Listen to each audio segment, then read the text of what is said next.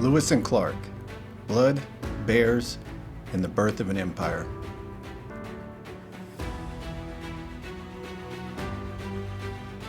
The year was 1804, and America had just doubled overnight.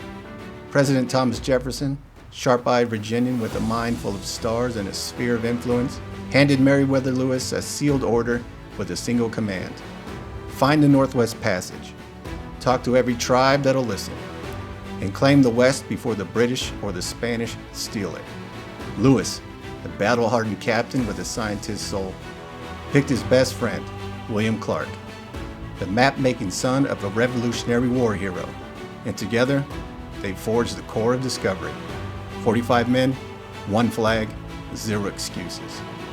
They shoved off from the muddy banks of the Missouri on May 14th in a 55-foot keelboat and 2 pirogues, rifles loaded, powder dry, and the future riding shotgun. The river fought them like a living thing, snags that could snap a mast, sandbars that swallowed boats whole, and mosquitoes that rose in black clouds thick enough to choke a man.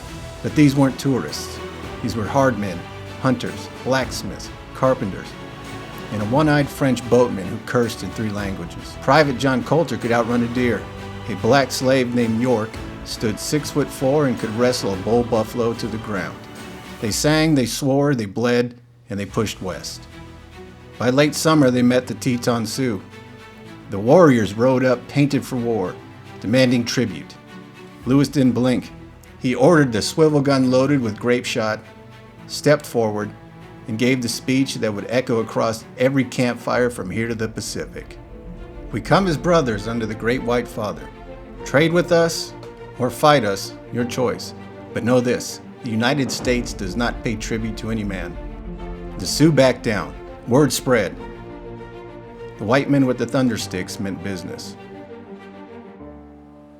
Winter hit like a hammer. They built Fort Mandan and hunkered down with the Hidatsa. That's where they found a key that would open the Rockies. A pregnant Shoshone teenager named Sacagawea and her French trapper husband Toussaint Charbonneau.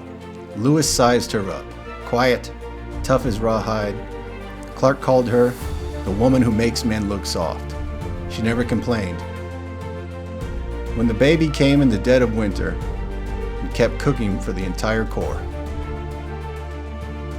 Spring 1805, the real hell began. They swapped the keelboat for 6 dugout canoes and struck into the country. Grizzlies the size of oxen charged them in broad daylight.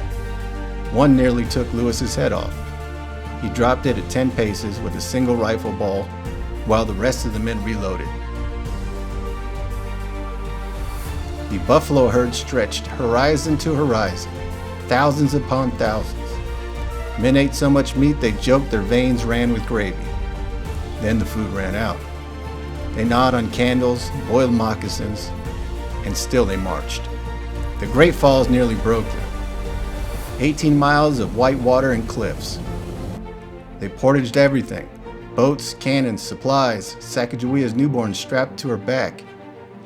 25 days of sweat and blood and busted shoulders. Clark's maps got better with every mile. Lewis's journals filled with new plants, new animals, new stars. They were writing America's first real atlas, all while starving. Then the Rockies rose like God's own wall.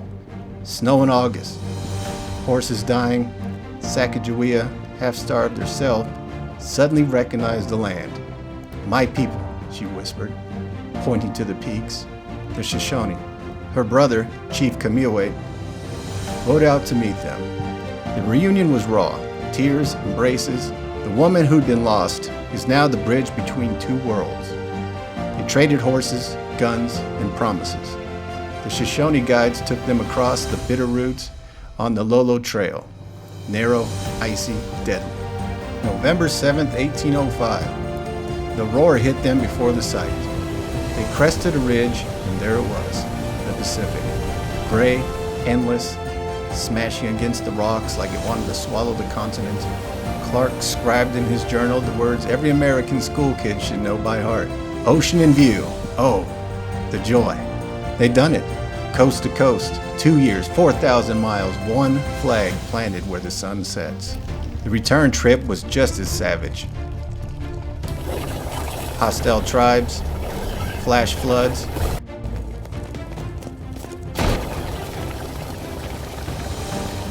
a mountain lion that stalked them for 3 nights.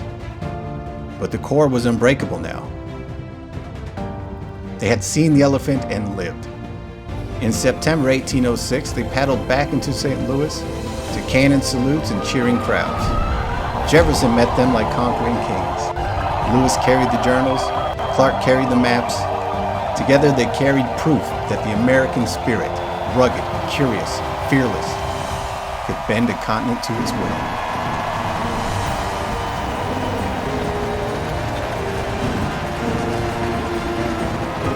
Sacagawea raised her son, lived free, and became a symbol of what one tough woman can do for history. York walked away a free man. The rest scattered to trap, farm, fight, and build. But every wagon that rolled west after them followed the path these 45 tough son of a guns carved with blood, brains, and grit. That's not a history lesson. That's the origin story of the West. And that is 100% American spirit.